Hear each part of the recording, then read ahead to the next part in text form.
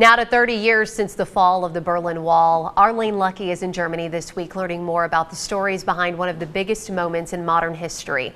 An entire generation has grown up in this world. Let's go live now to Berlin this morning, where we're exploring some of the biggest misconceptions and things that maybe you didn't know about the Berlin Wall. Lane, a lot of people are really unsure about what this was all designed to do. Can you tell us a little more about it? Yeah, Erica, its purpose actually was not to keep anyone out, but it was to prevent East Germans and this mass migration of East Germans into Western Berlin. So it really was not about keeping anyone out of the divided city of Berlin. And it was actually not called the Berlin Wall here locally. It was called the Antifaschistische Schutzwall, which is the anti-fascist protection rampart. It was built by East Germany starting in 1961. All right, so another misconception has to do with kind of the construction of the wall. The images that we remember, they weren't the original wall. So tell us a little more about that.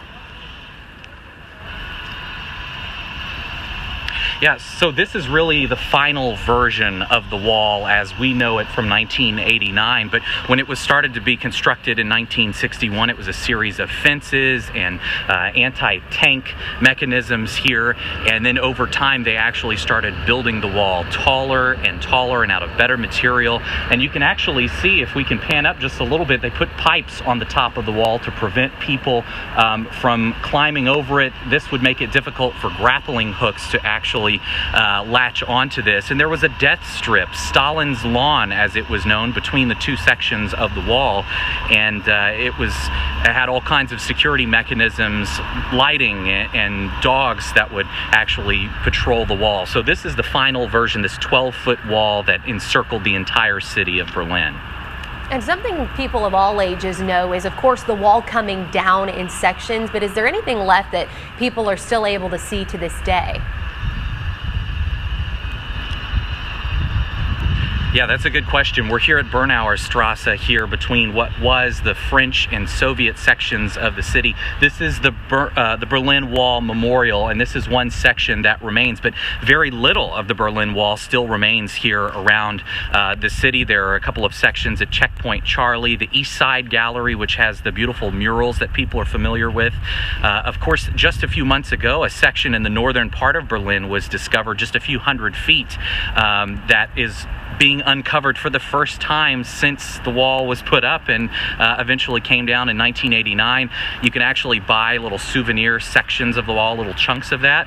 And then, of course, there are sections of the wall all around the world, including several in the United States. The one closest to us here in East Texas is at the Bush Presidential Library in College Station. So again, this weekend for the 30th anniversary of the fall of the Berlin Wall, a lot of people are coming here to the city to relive those memories and to actually come up close and touch the Berlin Wall 30 years later. Erica?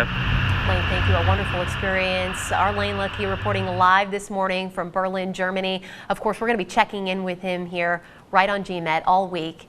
You can also catch live updates throughout the day streaming on East Texas Now. Don't want to miss our interactive special coverage on KLTV and KTRE.com. Just head to our homepage and then click on the Community tab. There you'll find the In Focus page where you can read this story behind the story and click through slideshows and videos as well.